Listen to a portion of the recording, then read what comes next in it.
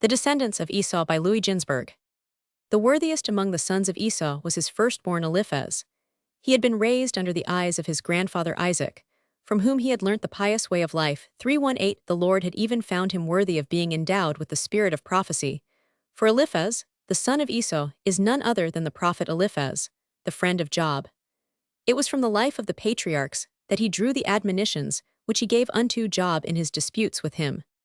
Eliphaz spake, Thou didst wean thyself the equal of Abraham, and thou didst marvel therefore, that God should deal with thee as with the generation of the confusion of tongues. But Abraham stood the test of 10 temptations, and thou faintest when but one toucheth thee. When any that was not whole came to thee, thou wouldst console him. To the blind thou wouldst say, If thou didst build thyself a house, thou wouldst surely put windows in it. And if God hath denied thee light, it is but that he may be glorified through thee in the day when the eyes of the blind shall be opened. To the deaf thou wouldst say, If thou didst fashion a water pitcher, thou wouldst surely not forget to make ears for it. And if God created thee without hearing, it is but that he may be glorified through thee in the day when the ears of the deaf shall be unstopped. In such wise thou didst endeavor to console the feeble and the maimed. But now it is come unto thee, and thou art troubled. Thou sayest, I am an upright man, why doth he chastise me? But who, I pray thee, ever perished being innocent? Noah was saved from the flood, Abraham from the fiery furnace, Isaac from the slaughtering knife, Jacob from angels, Moses from the sword of Pharaoh, and Israel from the Egyptians that were drowned in the sea. Thus shall all the wicked fare. Job answered Eliphaz and said, Look at thy father Esau. But Eliphaz returned, I have nothing to do with him, the son should not bear the iniquity of the father. Esau will be destroyed, because he executed no good deeds, and likewise his dukes will perish. But as for me, I am a prophet, and my message is not unto Esau, but unto thee to make thee render account of thyself. But God rebuked Eliphaz and said, Thou didst speak harsh words unto my servant Job. Therefore shall Obadiah, one of thy descendants, utter a prophecy of denunciation against thy father's house, the Edomites. The concubine of Eliphaz was Timnah, a princess of royal blood, who had asked to be received into the faith of Abraham and his family. But they all, Abraham, Isaac, and Jacob, had rejected her, and she said, Rather will I be a maid-servant unto the dregs of this nation than mistress of another nation. And so she was willing to be concubine to Eliphaz.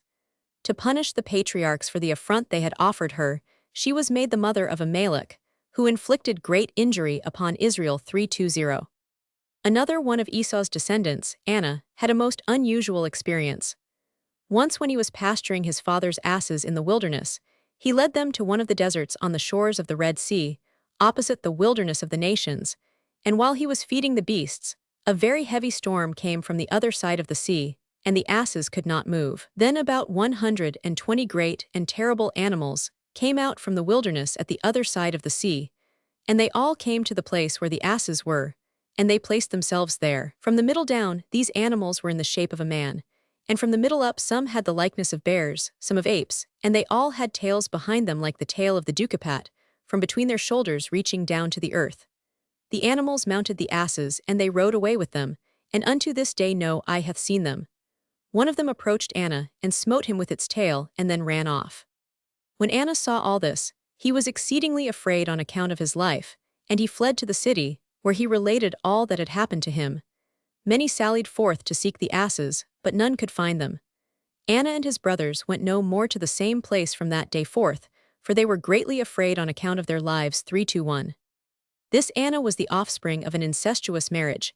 His mother was at the same time the mother of his father Zibon. And as he was born of an unnatural union, so he tried to bring about unnatural unions among animals. He was the first to mix the breed of the horse and the ass and produce the mule.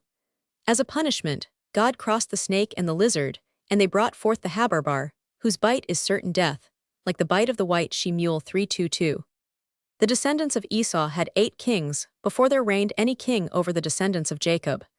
But a time came when the Jews had 8 kings, during whose reign the Edomites had none, and were subject to the Jewish kings. This was the time that intervened between Saul, the first Israelitish king, who ruled over Edom, and Jehoshaphat. For Edom did not make itself independent of Jewish rule until the time of Joram, the son of Jehoshaphat. There was a difference between the kings of Esau's seed and the kings of Jacob's seed. The Jewish people always produced their kings from their own midst, while the Edomites had to go to alien peoples to secure theirs. The first Edomite king was the Aramean Balaam, 324, called Bela in his capacity as ruler of Edom. His successor Job, called Jobab, also came from Bozrah, and for furnishing Edom with a king, this city will be chastised in time to come. When God sits in judgment on Edom, Bozrah will be the first to suffer punishment. 325. The rule of Edom was of short duration, while the rule of Israel will be unto all times, for the standard of the Messiah shall wave forever and ever. 326.